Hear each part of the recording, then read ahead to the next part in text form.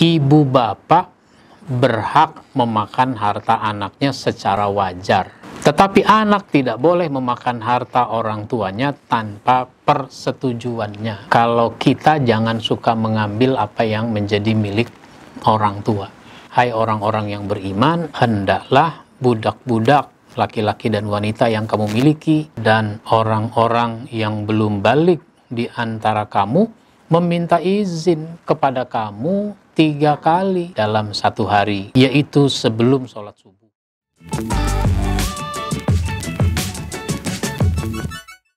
Assalamualaikum warahmatullahi wabarakatuh. Alhamdulillah alladzi an'amana bi ni'matil iman wal islam. Asyhadu an la ilaha illallah wahdahu la syarikalah wa asyhadu anna Muhammadan abduhu wa rasuluh. Allahumma salli wa sallim wa barik ala nabiyyina Muhammadin wa ala alihi wa ashabihi ajma'in, amma ba'd. Saudaraku kaum muslimin yang dimuliakan Allah Subhanahu wa ta'ala, kita lanjutkan pembahasan kita tentang bagaimana akhlak seorang anak kepada orang tua. Pada pertemuan terdahulu, pada episode terdahulu sudah kita bahas sampai poin yang kelima. Sekarang kita bahas poin yang keenam. Anak itu harus merelakan apabila hartanya diambil oleh orang tuanya. Maksudnya diambil ini diambil secara wajar. Misalnya begini, dalam hadis riwayat Ad-Dailami itu disebutkan, ya'kulul walidani min mali waladihima bil ma'ruf walaysa lil waladi ya'kulu min mali walidayhi illa biizniha.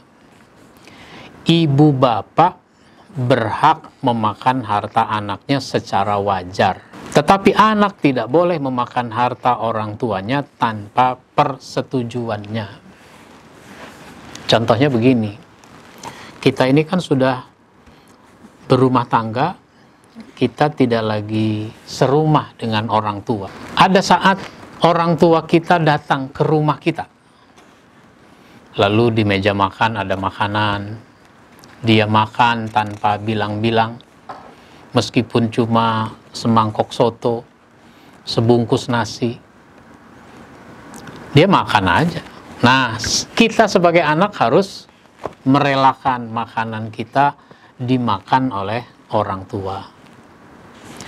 Tapi kalau kita ke rumah orang tua kita,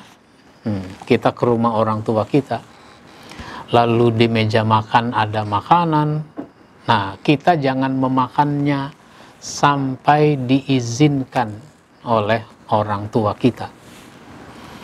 Ini contohnya. Jadi kalau apa yang kita miliki diambil oleh orang tua, ikhlaskan. Tapi kalau kita jangan suka mengambil apa yang menjadi milik orang tua. Sekali lagi, ini semua harus secara wajar. Mengambil yang sifatnya wajar. Seperti contohnya tadi adalah makanan. Yang ketujuh, meskipun orang tua harus kita perlakukan, harus kita hormati dengan sebaik-baiknya, tetapi orang tua tidak boleh ditaati dalam hal yang salah, dalam hal yang tidak benar. Namun kita tetap harus berlaku baik kepadanya. Tapi perintahnya yang tidak benar jangan ditaati. Dulu ada seorang sahabat namanya Sa'ad bin Abi Waqqas. Sa'ad bin Abi Waqqas masuk Islam. Tapi keluarganya tidak setuju kalau dia masuk Islam, termasuk ibunya tidak setuju.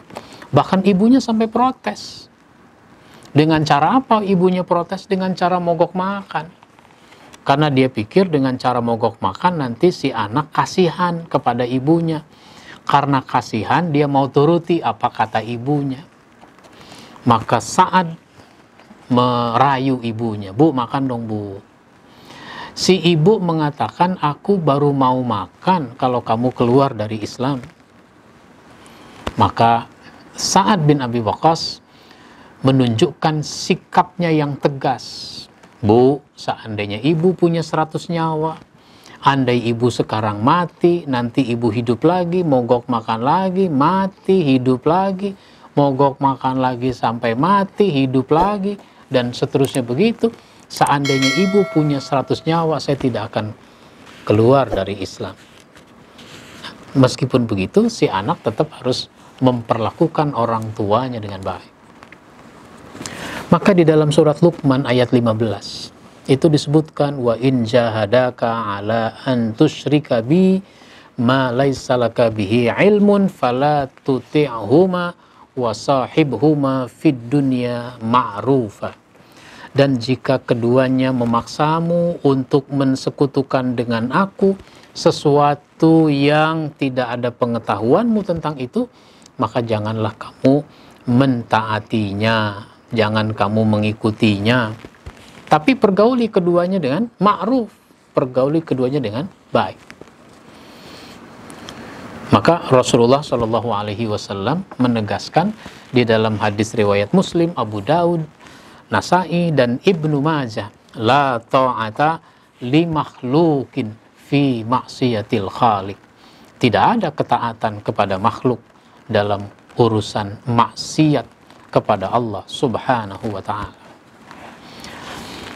Kemudian yang kedelapan, akhlak seorang anak kepada orang tua adalah masuk ke kamar orang tua dengan izin. Meskipun di rumah, serumah, tetapi anak jangan nyelonong ke kamar orang tua. Apalagi pada waktu-waktu tertentu.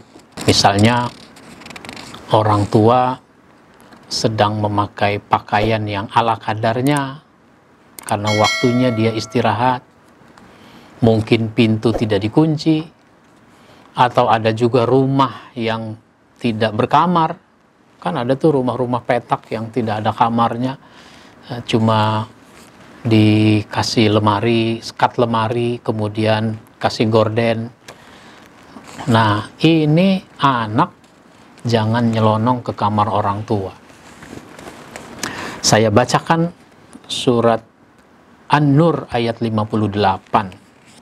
Artinya, hai orang-orang yang beriman, hendaklah budak-budak laki-laki dan wanita yang kamu miliki dan orang-orang yang belum balik di antara kamu meminta izin kepada kamu 3 kali dalam 1 hari, yaitu sebelum sholat subuh. Sebelum sholat subuh, berarti sebelum subuh itu masih malam. Kalau anak mau masuk ke kamar orang tuanya, izin. Sebab pada saat itu bisa jadi si orang tua sedang memakai pakaian yang ala kadarnya. Cuma pakai pakaian dalam saja. Nah, kalau sekarang kan orang banyak yang tidak beradab. Memakai pakaian dalam saja itu bukan di kamar, tapi di jalan-jalan, di luar. Itu namanya tidak beradab. Ketika kamu menanggalkan pakaian luarmu di tengah hari, siang hari, mungkin orang tidur siang, dia memakai pakaian dalam saja. Dan sesudah sholat isya, udah mau tidur malam, itulah 3 aurat bagi kamu. Tidak ada dosa atasmu dan tidak pula atas mereka selain dari 3 waktu itu. Artinya selain dari 3 waktu itu, mestinya orang tidak memakai pakaian yang ala kadarnya. Ini memakai pakaian ala kadarnya di ruang tamu, di teras, di luar, di jalan. Nah, itu namanya orang-orang yang tidak memenuhi standar akhlak yang baik dalam soal berpakaian. Mereka melayani kamu, sebagian kamu ada keperluan kepada sebagian yang lain. Demikianlah Allah menjelaskan ayat-ayat bagi kamu, dan Allah Maha mengetahui lagi Maha bijaksana. Inilah satu contoh yang harus mendapat perhatian kita semua, sehingga seorang anak harus berlaku sebaik mungkin kepada orang tuanya. Insya Allah kita sambung pada episode berikutnya. kita cukupkan. Wabillahi taufiq wal hidayah. Wassalamualaikum warahmatullahi wabarakatuh.